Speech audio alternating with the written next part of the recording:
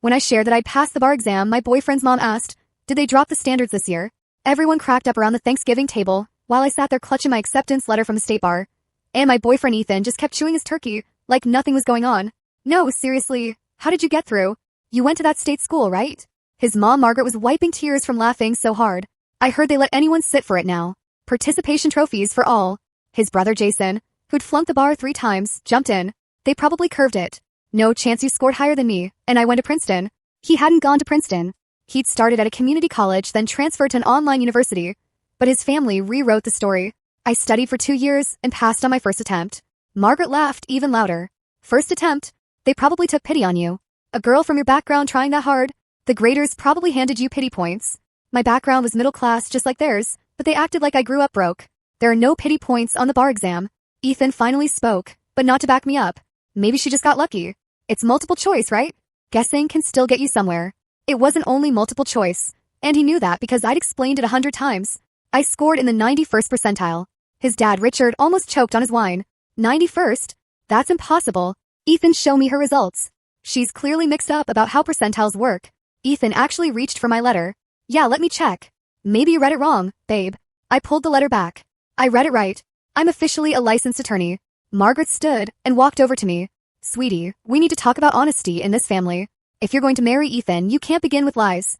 It's okay that you failed. Jason failed 3 times, and we still love him. She said it in that condescending way, like I was a kid. But Jason's different. He had tougher questions. They discriminate against white men now. Jason nodded fast. Exactly. They probably gave you easier questions. Diversity quotas. I stared at them. I'm white. What diversity quota would I even fit? Margaret answered instantly. The woman quota. They need more female lawyers to look progressive, even if they're not qualified. Ethan's sister Lauren laughed from across the table. Remember when she said she wanted to be a lawyer? We all assumed she meant paralegal. This is hilarious. She'd never been to college but felt superior because she married rich. I've been in law school for 3 years. You went to my graduation. Ethan shrugged. We thought it was one of those easy law schools. Like online or something. I'd gone to the state university, with a strong law program. You drove me to campus hundreds of times. Richard pulled out his phone. I'm checking pass rates. It says only 30% pass on their first try. No way you're in that 30%. He waved his phone around like it proved I was lying. Look at her transcripts then. They're on the fridge. Margaret walked over to the fridge, where I had proudly put my grades. These are clearly fake. No one earned straight A's in law school. Ethan, did you know she was making up documents? Ethan studied them carefully. I mean, they do look almost too perfect. Maybe we should check. My own boyfriend was implying I'd forged my transcripts. Call the school then. Verify them right now. Margaret was already dialing. Yes. I need to confirm a student's records. Her name is... She put it on speaker. The registrar confirmed everything. My grades. My graduation. My class rank. 3rd out of 200. The room fell silent for a second. Then Jason spoke. She must have slept with the professors. There's no other reason. Ethan didn't stand up for me. He just stared at me with doubt. You did spend a lot of time in office hours. I stood up. I'm leaving. Margaret grabbed my arm. You can't leave. We're not finished talking about your lies. I glanced down at her hand, gripping me. Touch me again, and I'll sue you for assault. I'm a lawyer now, remember? She released me fast. You wouldn't dare. You need this family. Ethan is the best you'll ever get. Ethan nodded. She's right. Without me, you're just another lawyer buried in debt. My family has connections. We can make sure you never work at a real firm. Richard jumped in. Every firm in the state golfs at my country club. 1 call from me, and you're done. Lauren was filming on her phone. This is going in the family memories. The time Ethan, girlfriend, pretended to be smart. I walked toward the door. Ethan, we're done. He laughed. You're breaking up with me? Over what? My family having realistic expectations about your abilities? Margaret smirked. She'll come back. Where else would she go? Who else would want a woman who lies about her accomplishments? 6 months later, I was working at the district attorney's office when Jason got arrested for a DUI. The case file landed on my desk Monday morning with a yellow sticky note from my supervisor. I picked it up and saw the name printed across the top. Jason Miller. My hands began shaking before I even opened a folder. The arrest report showed he had been driving with a blood alcohol level of 0.17, nearly double the legal limit. 6 months had passed since I walked out of that Thanksgiving dinner. And now I was about to face his family again in a courtroom where they couldn't brush me off or mock my credentials. I spent the rest of the morning going over every page in the file. This was not Jason's first DUI. 3 years earlier, he'd been picked up for the same thing, but his dad paid for a pricey attorney who had the case thrown out on a technical loophole. The new charges were heavier. DUI, reckless driving, and leaving the scene of a minor accident. The police report stated he clipped a parked car on Maple Street and then kept driving for another 3 blocks, and a witness dialed 911 after seeing him drift over the center line. The officer who arrested him found him slumped over the wheel at a red light with an open vodka bottle sitting in the passenger seat. I shut the file and stared at my computer screen. My phone rang during lunch, and Natalie's name popped up. She'd spotted Jason's name in the court filings that morning and wanted to check if I was okay. I told her I was fine. That was just another case. But my voice cracked when I admitted I was nervous about facing Ethan family in a professional setting after everything they'd said to me. She reminded me that I'd earned my spot at the DA's office and had every right to prosecute this case. When I returned to my desk, Caitlin was standing there looking at the open case file. She asked if there was any conflict of interest she needed to know about. I explained my past with the defendant's family, how I dated his brother for 2 years, how they treated me at Thanksgiving. She listened without cutting in, then said that unless I dated Jason himself, I was cleared to handle the case. She would supervise closely to keep everything professional and by the book. The arraignment was set for Thursday morning, giving me 3 days to get ready.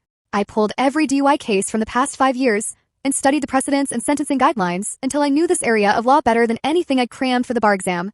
I made notes on similar cases where defendants fled accident scenes, on blood alcohol levels this high, on prior dismissed charges. Wednesday night, I couldn't sleep. I kept picturing Margaret trapping me in a courthouse hallway, or Richard trying to bully me the way he'd threatened to blacklist me from every firm in the state.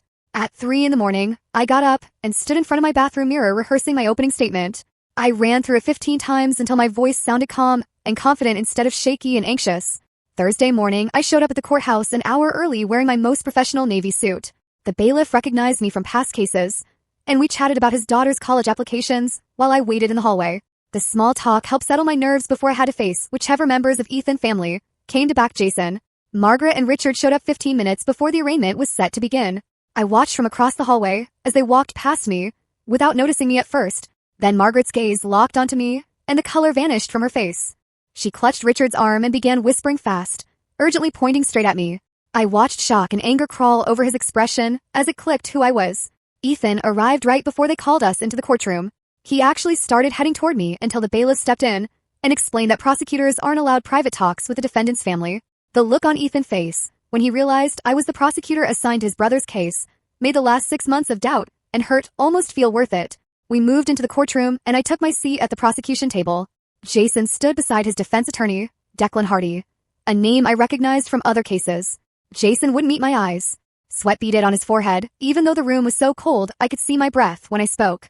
The judge looked down at the documents in front of him as Declan stood and cleared his throat. He talked about Jason's community ties, his family filling the courtroom, his steady job at his father's company. He pointed out the lack of prior convictions and asked for reasonable bail with standard terms. I listened closely and jotted notes on my legal pad about what I needed to push back on. When Declan finished, the judge turned to me and asked for the state's position on bail. I stood and felt my legs stay steady despite my heart racing. I laid out the dismissed DUI from 3 years earlier that showed a pattern of behavior. I explained how Jason fled after hitting a parked car, showing a willingness to dodge responsibility. I asked for $50,000 bail with a required ignition interlock device on any vehicle he drove. Declan objected, saying the earlier case was dismissed and shouldn't count toward bail. The judge asked me to respond, and I cited the relevant case law on considering dismissed charges when assessing flight risk and danger to the community. The judge nodded slowly and set bail at $40,000 with the interlock condition. He scheduled the preliminary hearing for 3 weeks later and warned Jason that any violation would lead to immediate revocation. The bailiff called the next case, and we gathered our things to leave. I headed for the courtroom doors and heard Margaret's voice rising behind me. She told Richard the first was abusing my position to go after their family, that this was personal revenge pretending to be prosecution. Her words echoed across the room, but I kept my eyes forward and pushed through the doors into the hallway. My hands trembled as I headed for the elevator, but I refused to turn around or say a word. When the doors slid shut, I finally released the breath I'd been holding since the judge gave his ruling. Once I was back at the office, I dropped my folders onto my desk and collapsed into my chair. Caitlin showed up in my doorway a few minutes later and asked how the arraignment went. I told her about Declan's argument for bail, about my reply, referencing Jason's prior case that had been dismissed, about the judge setting bail at $40,000 with an interlock device. Then I brought up Margaret accusing me in the hallway of abusing my role for personal revenge. Caitlin laughed and leaned on the doorframe. She said that reaction was totally normal for family members when someone they love faces real consequences for the first time. She added that my bail recommendation was actually lighter than what she would have pushed for, considering Jason's history of getting a previous DUI dismissed by pricey lawyers. She told me I'd handled everything exactly right and that the judge clearly agreed based on his decision. Her words calmed the nervous knot in my chest, and I smiled for the first time since seeing Margaret's face in the courthouse hallway. That night my doorbell rang, and Natalie was there with bags of takeout and 2 bottles of wine. She brushed past me into my apartment and started laying food out on my coffee table without waiting to be invited. We sat on my couch with plates of pad thai, and she asked me to tell her everything about the arraignment. I talked about Margaret's shock when she realized who I was, Ethan trying to come toward me before the bailiff shut it down, Jason's sweaty face during the hearing, the family's barely hidden anger when the judge set bail higher than they'd expected. Natalie listened while eating her noodles, and finally said I'd handled it with more grace than they deserved. She pointed out that my professionalism probably made Margaret even angrier than any personal confrontation ever could. She reminded me that 6 months earlier I'd been sitting at their Thanksgiving table while they mocked my bar exam results, and now I was prosecuting their son in a criminal case. She lifted her wine glass and said that was the definition of living while being the best revenge. We clinked glasses, and I felt something loosen in my shoulders that had been tight since Thursday morning. Over the next 2 weeks, I buried myself in prepping for the preliminary hearing. I set up an interview with the arresting officer and spent 2 hours reviewing his report line by line. He walked me through the entire traffic stop, from first noticing Jason's erratic driving to finding him slumped over the wheel 3 blocks from the crash site. I took detailed notes on every observation and step he followed. Then I asked the police department for the dash cam footage and replayed it 15 times in my office. The video showed Jason's car drifting across lanes on a crowded street just after 9 at night. He crossed into oncoming traffic twice before snapping back. Then he came inches from striking a woman in a crosswalk, so close that she jumped back onto the curb and dropped her grocery bags. 30 seconds later, the footage caught him scraping a parked Honda and driving on for 3 more blocks before finally pulling over. The footage was brutal proof that would make the reckless driving charge almost impossible to fight. I cut clips of the key moments and put together a presentation for the preliminary hearing. 1 week before the hearing, Declan filed a motion to suppress the breathalyzer results. His claim argued the arresting officer had not followed the correct protocol when giving the test. I read the motion 3 times and felt my stomach sink. If the breathalyzer evidence was tossed, the entire DUI charge could fall apart. I spent the whole weekend in my apartment surrounded by procedure manuals and training documents. I researched every rule for breathalyzer administration in our state. I contacted the police department and requested copies of the device's calibration records and maintenance logs. I reviewed the arresting officer's training certifications and found proof he had completed the standardized field sobriety test course just 4 months before Jason's arrest. By Sunday night, I had a 20-page response to Declan's motion with documentation backing every single step the officer had followed. I was not going to let a technical slip ruin this case. The hearing on the suppression motion was held in a smaller courtroom than the arraignment. I arrived early and set up my presentation materials while Declan organized his files at the defense table. The judge entered, and we both stood until he took his seat. Declan argued first, saying the officer failed to observe Jason for the required 15 minutes before giving the breathalyzer. He claimed this protocol violation meant the results were unreliable and should be excluded from evidence. When my turn came, I called the arresting officer to the stand. He testified about his 8 years of experience and his recent training certification. I guided him through every step he took during Jason's arrest. He explained how he observed Jason from the moment of the traffic stop through the field sobriety tests and during transport to the station. He had maintained constant observation for over 30 minutes before administering the breathalyzer. Declan cross-examined and tried to cast doubt on the calibration records for the breathalyzer device. I had the maintenance logs prepared and submitted paperwork showing the device was properly serviced and certified just 2 weeks before Jason was arrested. The files reflected routine calibration checks, with every result falling within acceptable limits. The judge examined the materials I provided and asked Declan whether he had any proof that standard procedures had not been followed. Declan conceded he had no direct proof, but argued that the officer's report didn't include enough detail about the observation period. The judge rejected the motion to suppress and ruled the breathalyzer results would be allowed at trial. I gathered my folders and glanced toward the gallery, where Richard sat with his jaw locked tight. Margaret leaned in to murmur something to Ethan, who'd taken time off work to attend this hearing, just like he did for the arraignment. All 3 of them stared at me with anger clear on their faces as I passed their row toward the exit. I kept my face blank and my eyes straight ahead until I reached the hallway. I was heading through the parking garage toward my car when I heard footsteps behind me. Ethan called my name, and I stopped without turning around. He stepped in front of me and asked if we could talk. He said he finally understood that he should have stood up for me at Thanksgiving. His voice was low, and his eyes stayed fixed on the concrete instead of meeting mine. I told him there was nothing to discuss outside the courtroom since I was prosecuting his brother's case. Any interaction between us could be viewed as improper contact, and I wasn't going to risk my professional ethics. He moved a step closer and said he only wanted 5 minutes to apologize.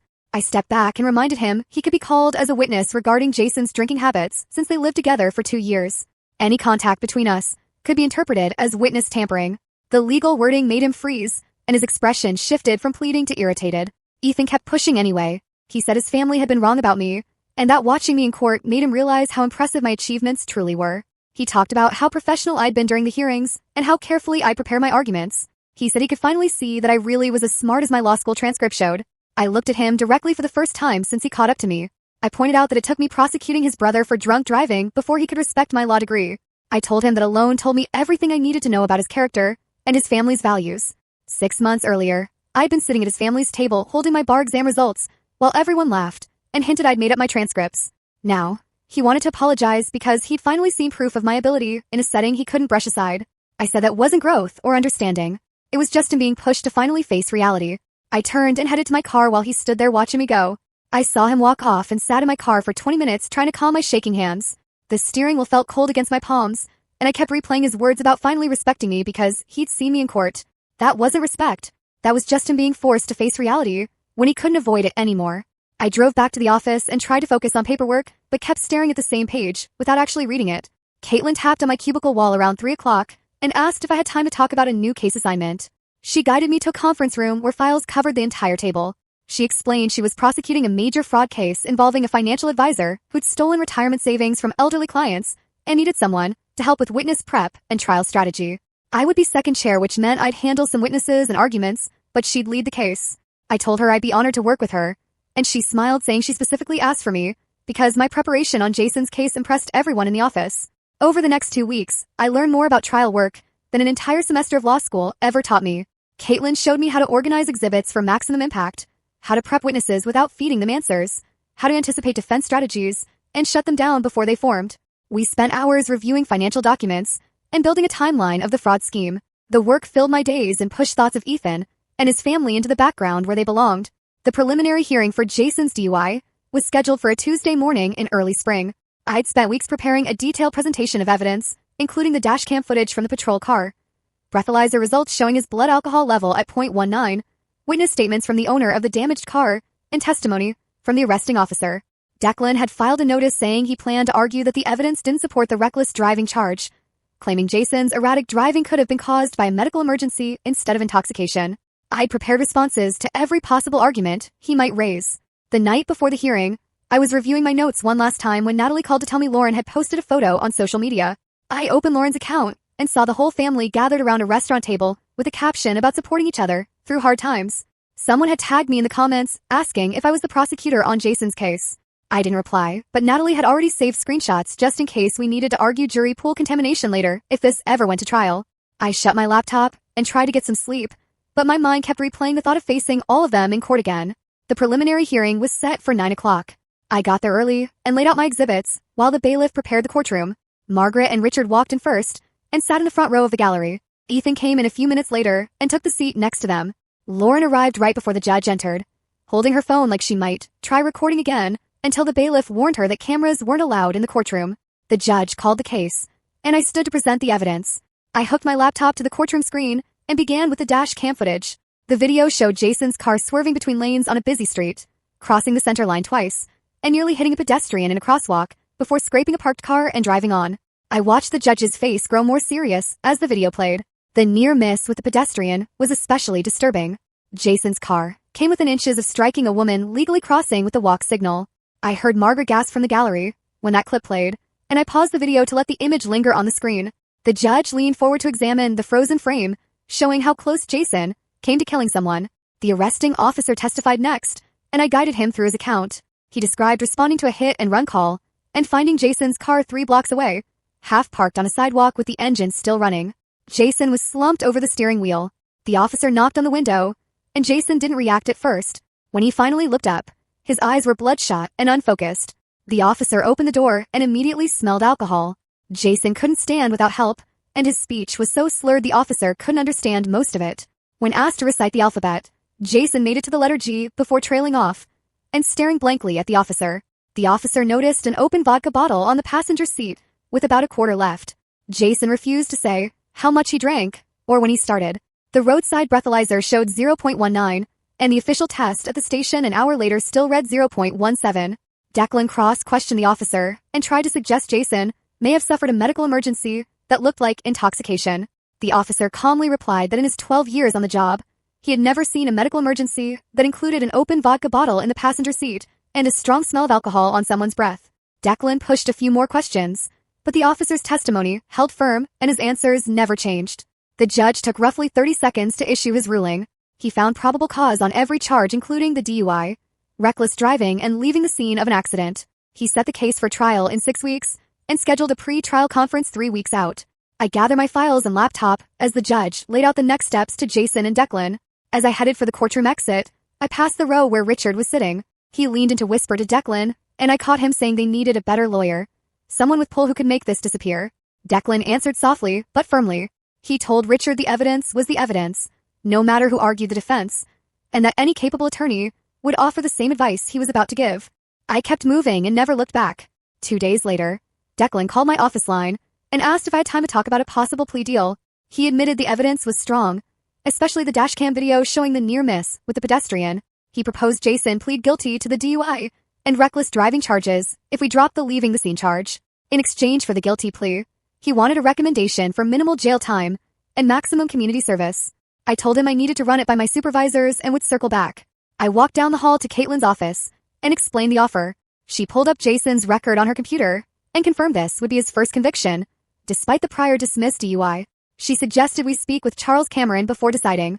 We found Charles in his office reviewing files and laid out the situation. He listened closely and asked about how strong our evidence was. I described the dashcam footage and the officer's testimony. Charles noted that taking this to trial would be costly for the county, and the result was not guaranteed with a jury even with solid evidence. A guilty plea with real consequences would deliver justice and save resources for cases that truly needed trial. Caitlin agreed and said we should accept the plea, but add specific terms to ensure Jason faced serious punishment. I returned to my office and drafted an email to Declan outlining our acceptance with detailed terms. Jason must plead guilty to both the DUI and reckless driving charges. He would serve 45 days in county jail with no early release. He must complete 200 hours of community service within 1 year. He must attend mandatory alcohol counseling for a full year with proof of attendance. He must repay all money to repair the damaged car, including any rental costs the owner incurred. He would lose his license for 18 months effective immediately. After reinstatement, he must install an ignition interlock device in any vehicle he drives for 2 years. I reviewed the terms 3 times to be sure nothing was missed, then sent the email to Declan and copied Caitlin and Charles. I leaned back in my chair and felt a quiet sense of relief. Jason was finally going to deal with real fallout for driving drunk and almost killing someone. His family couldn't bury this with cash or favors. The proof was overwhelming, and the plea deal was balanced but tough. For once, the system was working no matter who his dad played golf with or how much they dumped into attorneys. I fired off the email to Declan and spent the rest of the afternoon prepping witnesses for the fraud trial. Around 3, my phone buzzed and Declan's name popped up. I answered and he cut straight to it, explaining that Jason's family was pressuring him hard to turn down the plea and push for trial. Richard supposedly told him no jury in the county would ever convict Jason, given his background and reputation. Margaret kept arguing it was all a misunderstanding and that any sane jury would see Jason just had one rough night. I let Declan finish before telling him the call was his client's, not his client's parents. I reminded him the dashcam video clearly showed Jason nearly hitting a pedestrian, and the breath test results were solid. I added that if Jason took the stand and talked about his character, the state could bring up the prior dismissed DUI to challenge that claim. Declan went silent for a beat, then said he talked to Jason about the real difference between trial and taking the plea. He hung up, and I sat there staring at my monitor, knowing Richard and Margaret were probably in Declan's office telling him how to run his practice. 3 days passed without a word from Declan. I stayed busy on other matters and tried not to picture Jason's family around their dining table plotting how to dodge the charges. Wednesday afternoon, my phone rang again, and Declan sounded worn down as he spoke. He said Jason wanted to accept the plea, but Richard was threatening to stop covering the legal bills if Jason didn't fight in court. I could hear the strain in Declan's voice as he explained that the person facing jail wanted one thing, while the person footing the bill wanted something else entirely. I suggested he have an honest talk with Jason about who was risking jail time and who would live with the outcome of whatever choice got made. I told Declan I needed a final decision by Friday or the offer would expire, and we'd head to trial. He thanked me for the time and said he'd make it clear to everyone involved that this was Jason's call. After the call ended, I walked down to Caitlin's office and filled her in. She shook her head and said it happened all the time with rich families who believe they could control everything, even the criminal justice system. Friday morning, I was reviewing case files when my email chimed with a notice from the court system. Declan had submitted the paperwork accepting the plea agreement at 8:30 in the morning. I opened the document and saw Jason's signature at the bottom, along with Declan's confirmation that his client understood the terms and was entering the plea willingly. The court set the sentencing hearing for 2 weeks out on a Thursday afternoon. I immediately began working on my sentencing recommendation, gathering all the evidence about Jason's reckless conduct and total lack of remorse. I also reached out to the owner of the car Jason damaged and asked if she'd be willing to provide a victim impact statement at the hearing. She called me back within an hour and said she absolutely wanted to speak because she still felt unsafe knowing someone had been driving that drunk in her neighborhood.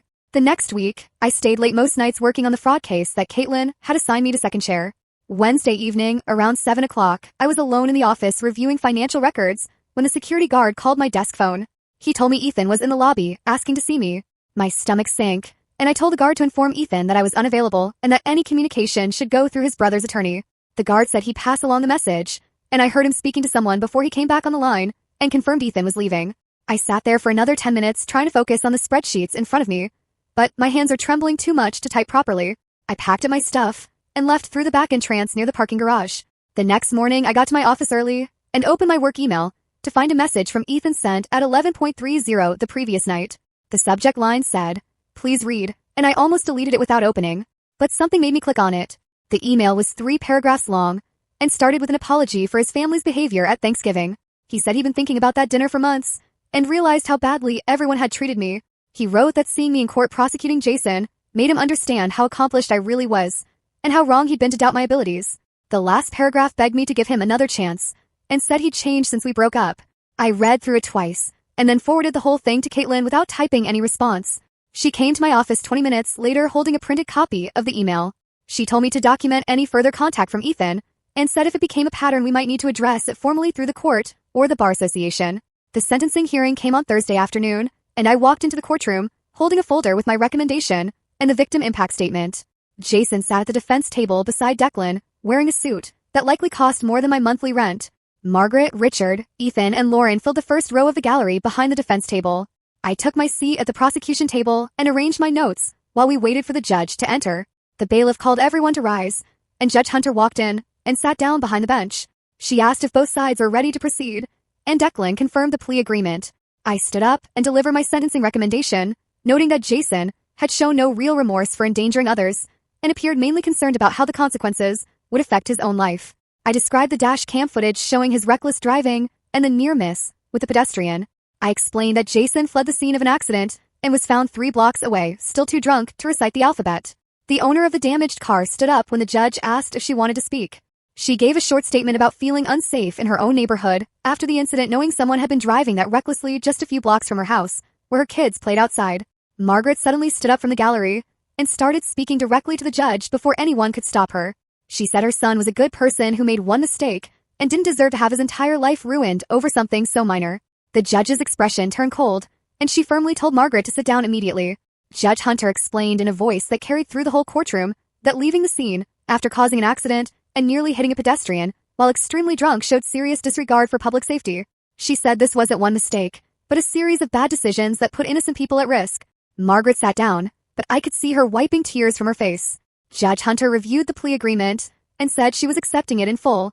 She told Jason he would report to county jail in 1 week to begin serving his 45 days with no possibility of early release. She went through each requirement slowly, making sure Jason understood he had to complete 200 hours of community service within 1 year and attend alcohol counseling with proof of attendance.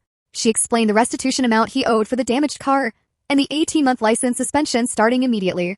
She finished by saying he'd need an ignition interlock device for 2 years after getting his license back. The judge asked whether Jason understood every term, and he nodded and answered yes in a low voice. She told him the conditions were required, and that failing to finish any part would bring more penalties and possible jail time.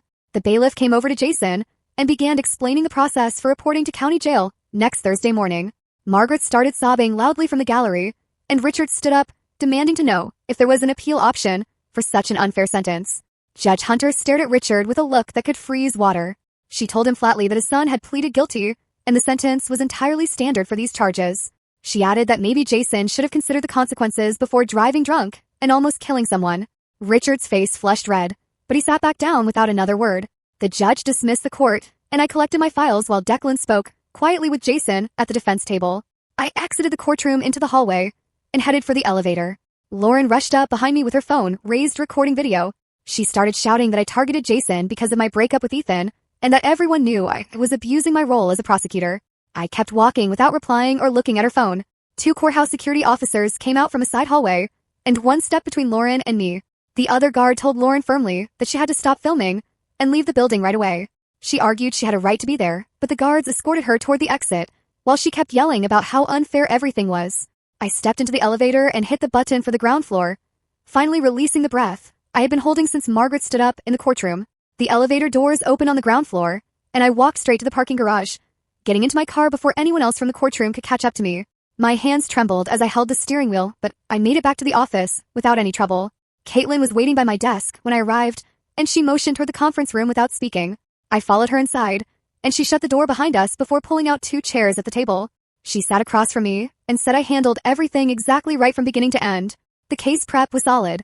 My courtroom presence stayed professional under pressure, and I never let personal history affect my judgment, even when Margaret tried to turn the sentencing into a circus. Charles had already phoned her to say he was impressed by how I handled such a tough situation, and that larger cases were headed my way, because I showed I could work under pressure. She asked if I wanted to get lunch to unwind, and I agreed since sitting alone at my desk felt unbearable at that moment. We walked a couple blocks to a small cafe popular with prosecutors, and ordered sandwiches at the counter. Caitlin shared stories about her early cases while we waited, telling me about the time she had to prosecute her high school boyfriend's father for embezzlement, and how surreal it felt seeing someone from her past sitting at the defense table. She said that feeling never fully disappears, but you learn to separate work from personal life, and eventually the job is just the job, no matter who's involved. Our sandwiches came, and we ate as she asked about my upcoming assignments, and whether I felt ready to take on more complex cases. I told her I want to keep building trial experience, and she smiled, and said that was exactly the right answer. That evening, Natalie met me at my favorite Italian spot downtown, and we took a corner table by the window. She ordered wine for both of us before I even opened the menu, and lifted her glass to toast me for surviving the most awkward case in legal history. We clinked glasses, and I took a long sip before setting it down, and noticing my shoulders had finally relaxed from being tense near my ears all day. The case was finished, and Jason faced real consequences for what he did instead of getting another free pass thanks to his family's money and connections. I proved to myself I could prosecute someone tied to my past without breaking down or compromising my ethics. Natalie reached across the table, squeezed my hand, and said she was proud of me for leaving Ethan when I did because staying would have meant accepting their treatment forever. The waiter brought our pasta, and we ate while catching up on everything except the case.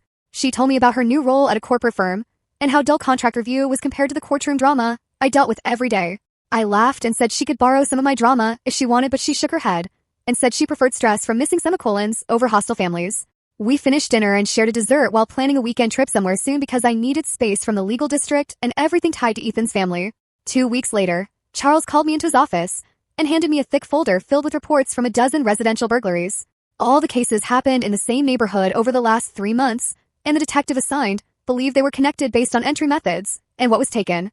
Charles asked me to work alongside the detective unit and break down patterns across every scene to help lock in a solid case once a suspect surfaced. I took the folder back to my workstation and laid out the reports by date, combing through the specifics of each burglary. The thief consistently came in through rear windows or doors on weekday afternoons when most homeowners were away at work. He grabbed small electronics, jewelry, and cash while passing over bulky items that were harder to move. 3 victims had security footage showing a man in dark clothing and a baseball cap, but the video was too blurry to make out facial details. I spent the following week sitting down with detectives and walking the scenes to grasp the geographic trend. The break-ins clustered within a 10-block area and always occurred on Tuesdays or Thursdays between noon and 4 p.m. I put together a map flagging each address and noticed they followed a spiral pattern spreading out from a central spot. The detective said that pointed to the suspect living or working near the middle of the spiral, and I agreed it made sense to concentrate surveillance there. I fully immersed myself in analyzing every aspect of the case, thankful for work that demanded all my focus and left no space to think about anything else. Ethan sent 3 more emails over the next few days before I forwarded them to the office administrator and asked for formal action. The administrator prepared a letter on official DA letterhead warning that continued unwanted contact with the prosecutor could count as harassment and might lead to a restraining order. The letter was sent by certified mail, and Ethan stopped reaching out after he signed for it. I brought it up to Natalie over coffee one weekend, and she laughed so hard she almost spit out her drink. She said threatening legal action was apparently my love language now, and maybe I should add that to my dating profile if I ever tried online dating again. I roll my eyes but still smile because she wasn't totally wrong about how comfortable I'd become using legal tools to handle personal issues. The reality was that practicing law had reshaped how I dealt with conflict in every part of my life, and I no longer felt helpless when someone tried to cross boundaries or ignore my clearly stated limits. 3 months after Jason's sentencing, I stood in a different courtroom getting ready for my first solo trial on a domestic assault case. The defendant had allegedly hit his girlfriend during an argument, and she called police with a black eye and a split lip. His attorney was a man named Harris Webb, who had been practicing for 20 years and was known for aggressive cross-examination. I had spent weeks prepping my witnesses and reviewing every piece of evidence until I knew the case better than my own address. The jury was chosen and seated by late morning, and the judge asked whether both sides were prepared to move forward. I stood and said I was ready, and Harris nodded from the defense table. My opening statement broke down the facts in a clear and straightforward way, explaining how the victim would testify about the assault and how the responding officer would explain her injuries and the defendant's conduct when he arrived at the scene. Harris followed with his opening and claimed the victim had a pattern of lying and that her injuries might have come from anywhere. The victim testified first, and I guided her through that night step by step, asking pointed questions about what happened before, during, and after the assault.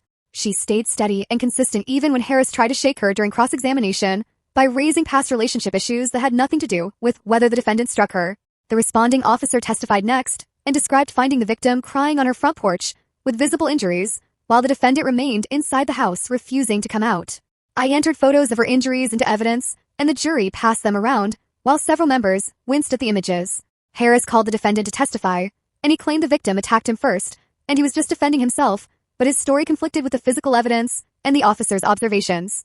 My closing argument centered on the credibility of the victim, and the officer compared to the defendant's convenient excuse that appeared nowhere in his initial statement to police. The jury deliberated for under 2 hours before returning a guilty verdict on all charges. Charles called me into his office the next morning, and I sat across from his desk, wondering if something had gone wrong with the verdict. Instead, he smiled and said he wanted to offer me a role on the major crimes unit, handling more serious felonies like armed robbery, aggravated assault, and complex fraud cases. It was a promotion that usually took prosecutors 3 years to reach, but my trial skills and work ethic had impressed everyone in the office enough that he wanted to move me up early. I felt my throat tighten and had to swallow twice before I could speak to accept the role. He told me I'd begin transitioning to the new unit next month and would be working with some of the most seasoned prosecutors in the office who could teach me advanced trial techniques. I thanked him and walked back to my desk in a daze before pulling out my phone to call my parents. My mom answered on the second ring, and I told her about the promotion before she could even say hello. She started crying happy tears and called for my dad to grab the other phone so they could both hear the news. My dad's voice came through telling me he had always believed I would make it and that he was proud of how much effort I had put in to reach this point. Their encouragement felt steady and reassuring, and nothing like the way Ethan family only offered approval if I lived up to their made-up rules. I stayed on the call with them for 20 minutes while they asked about the new role and the types of cases I would be working on. After we said goodbye, I sat at my desk and let myself feel truly happy about what I had achieved without any inner voice doubting whether I earned it. Caitlin texted me later that night asking if I wanted to shop for new suits worthy of my promotion, and I met her at a downtown department store the following Saturday. She grabbed blazers and dress pants from the racks while I changed in the fitting room and showed her each outfit for her opinion. We laughed about how Margaret had claimed I couldn't have actually passed the bar exam while I was now being promoted to handle serious felony prosecutions. Caitlin said the best revenge was building a good life and succeeding on your own terms, and I was finally starting to believe it was real instead of just a comforting phrase. I bought 3 new suits and 2 pairs of work shoes that made me feel confident and professional. We had dinner after shopping, and Caitlin shared stories from her early days in major crimes, warning me about which defense attorneys played fair and which ones used every trick to distract prosecutors. She said I was prepared for the added responsibility and that she was excited to see me take on bigger cases. For months after Jason's sentencing, I stopped by a coffee shop near the courthouse for an afternoon caffeine boost. I was waiting in line checking my phone when someone said my name, and I looked up to see Ethan standing 3 feet away with a woman I didn't know. She was blonde, dressed in expensive clothes, and looked uneasy the second she realized who I was. Ethan introduced her as his girlfriend Sarah, and she gave me a stiff smile that never reached her eyes. I said it was nice to meet her, and turned back to the counter to order my coffee. Ethan tried to chat about work, but I kept my replies short and polite while the barista prepared my drink. Sarah stood slightly behind Ethan, and I noticed her glancing toward the exit like she wanted to leave. My coffee was ready within minutes, and I took it from the counter and said goodbye before walking out without looking back. Watching Ethan and his new girlfriend fade behind me, I felt nothing except a small sense of relief that I was no longer the woman beside him. That evening, I met Natalie for our usual dinner and told her about running into him at the coffee shop. She explained that feeling nothing meant progress, that indifference is actually the true opposite of love, and that it was obvious I had moved beyond the pain his family caused me. I knew she was right because running into Ethan didn't make my stomach twist or my hands tremble or my thoughts spiral into what-ifs about us. He was simply someone from my past who made bad decisions about priorities, and I had built a solid career and a good life without him or needing his family's approval. My workload in major crimes kept getting heavier week after week. I prosecuted armed robberies where defendants robbed convenience stores at gunpoint. I handled aggravated assault cases, where victims landed in hospitals with broken bones and stab wounds. I worked intricate fraud cases, where business owners stole hundreds of thousands from investors using fake companies and forged paperwork. Every case tested me in a different way. The robbery cases meant working closely with police detectives who gathered evidence from crime scenes. The assault cases required interviewing traumatized victims who struggled to describe what had happened to them. The fraud cases meant staring at financial records until my eyes blurred from spreadsheets and bank statements. Defense attorneys who once brushed me off as inexperienced began treating me with respect after I won several trials. Judges described me as prepared and thorough in my presentations. Other prosecutors came to me for advice on how to examine witnesses. The reputation I earned felt deserved after late nights studying case law and weekends rehearsing opening statements in my apartment. 6 months after Jason completed his jail sentence, I stopped at a sandwich shop near the courthouse for lunch. As I walked back to my car, I noticed someone in an orange vest picking up trash along the highway median. Jason was using one of those grabber tools to collect soda cans and fast food wrappers while cars sped past. Our eyes met for maybe 2 seconds before he dropped his gaze and kept working. I kept walking to my car without slowing down. He faced real consequences for driving drunk and putting people at risk. Maybe he learned something from losing his license and spending weekends cleaning highways. Maybe he didn't. Either way, I did my job and moved on to the next case. 3 weeks later, my law school reached out asking if I would speak to current students about careers in prosecution. Standing in the same lecture hall where I had taken criminal procedure classes 3 years earlier felt strange. The students looked so young and anxious, writing down everything I said about trial prep and interviewing witnesses. I spoke about choosing careers that lined up with your values instead of only chasing huge firm paychecks. I talked about never letting anyone shake your confidence or make you question whether you earned your success. A few students came up to me afterward asking for mentoring guidance. One woman said she worried she wouldn't be respected as a prosecutor because she attended a state school rather than an Ivy League college. I told her I also went to state school and finished third in my class, and that skill in the courtroom mattered more than where your diploma came from. She looked relieved and asked for my email address. Charles came by my office the next Monday, carrying a thick file folder. He set it on my desk and said I was assigned as second chair on a corruption case involving a city council member accused of taking kickbacks. The lead prosecutor was a woman named Jennifer who had been with the office for 15 years and won some of the biggest cases in county history. Working closely with her on such a major case felt like proof that I had really made it as an attorney. The case centered on a council member who voted to approve construction contracts in return for cash payments and costly gifts. We had bank records showing deposits that lined up with the dates of key votes. We had recorded phone calls where the council member talked about payment amounts. We had testimony from the construction company owner who agreed to cooperate in exchange for lighter charges. Jennifer assigned me to manage several witnesses and help prepare exhibits. I spent days sorting hundreds of pages of financial records into binders with color-coded tabs. I rehearsed my witness questioning until I could predict every possible defense objection. Jennifer reviewed my work and offered suggestions on pacing and emphasis, teaching me methods she had built over years of trials. 8 months after Jason finished his sentence, Natalie pulled me to a legal networking event at a downtown hotel. Prosecutors from nearby counties packed a conference room drinking wine and venting about difficult judges. I met other young attorneys who understood the stress of heavy caseloads and tight budgets. We traded stories about defense lawyers who played dirty and witnesses who changed their testimony on the stand. One prosecutor from the next county told me about a case where the defendant's mother tried to bribe her in a courthouse bathroom. Another described a trial where the defense attorney accidentally admitted his client's guilt during opening statements. The conversations felt electric and away dinners with people outside the legal world never did. Everyone understood the grind, the pressure, and the odd rush that comes with securing a guilty verdict. I swapped numbers with a few attorneys who turned into real friends over the months that followed. While I was putting together exhibits for the corruption case, my phone buzzed with a message from my law school roommate. She had gone to a charity event where Margaret was loudly ranting about the prosecutor who went after her son. My roommate apparently told Margaret that I had graduated third in our class and gently suggested that maybe her son should not have driven drunk and put innocent lives at risk. Margaret reportedly went silent and walked off without saying a word. I smiled at my screen and went back to sorting financial documents. The corruption trial kicked off on a Monday morning with jury selection. Jennifer and I spent 2 full days questioning potential jurors about their views on government and whether they could follow complex financial evidence. The trial itself stretched over 3 weeks, featuring dozens of witnesses and hundreds of exhibits. I handled several crucial witnesses, including a forensic accountant who followed the bribe money through multiple bank accounts. My questioning was sharp and organized, guiding the jury through each transaction using charts and timelines. The defense lawyer tried to trip up the accountant with dense questions about accounting rules, but my preparation paid off and the testimony stayed strong. I also questioned the construction company owner who described handing over cash to the council member in parking garages and restaurant bathrooms. The defendant's pricey legal team could not undermine his account because we had backed up every meeting with phone logs and surveillance video. Jennifer told me during lunch that my witness prep was outstanding. The jury deliberated for 2 days before coming back with guilty verdicts on every count. Outside the courthouse, the lead prosecutor told reporters that my witness preparation played a major role in the win. Charles called me into his office the next morning and said I was ready to take on major cases as lead prosecutor. The professional recognition felt like the payoff for everything I had worked towards since passing the bar exam. 9 months after Jason finished his sentence, I stood to deliver my opening statement in an aggravated assault case as lead prosecutor. The defendant had beaten his girlfriend badly enough to fracture her jaw and 3 ribs. I felt calm and confident laying out the evidence for the jury. There was no trace left of the doubt Ethan family had tried to plant in my head. The trial lasted 4 days and ended with guilty verdicts on all charges.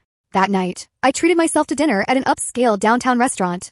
I sat alone at a table reviewing case notes and mapping out my next trial. The career I had built was exactly what I had envisioned when I first chose to go to law school. I disproved every one of Margaret's condescending remarks without ever saying another word to her. My success spoke louder than her ridicule ever did. 10 months had gone by since I walked out of Ethan Place, and Charles summoned me to his office on a Tuesday morning to hand me the largest case of my career. A massive drug trafficking ring had been running through the port for 2 years, and federal agents had finally built enough evidence to charge 15 defendants. Charles sat behind his desk studying me carefully and said he wanted me as lead prosecutor because I'd shown I could manage complicated cases with many moving pieces. I spent the next 3 weeks pulling 16-hour days with a team of DA agents and forensic accountants who guided me through shipping logs and wire transfers and surveillance photos shot from unmarked vans. The evidence filled 12 banker boxes, and I arranged everything into a timeline that traced how the operation moved product from cargo ships to distribution hubs across 3 states. 2 investigators named Harris and Jennifer helped me prep witness interviews, and we practiced testimony until I could predict every question the defense might throw out. The case would probably make headlines once it reached trial, and I felt the weight of that pressure each time I reviewed another pile of documents showing how much cocaine had flowed through our city. Natalie met me for dinner on Friday night to mark my 1-year anniversary at the DA's office, and we sat at our favorite Italian spot sipping wine while she looked at me with pure pride. She pointed out how different I was from the woman who sat at that Thanksgiving table, gripping her bar exam letter, while everyone laughed. I was stronger now, sure of myself, fully at ease with my professional identity, no matter what anyone thought. The doubt Ethan's family tried to plant in my head had vanished somewhere between my first trial win and my 50th case file.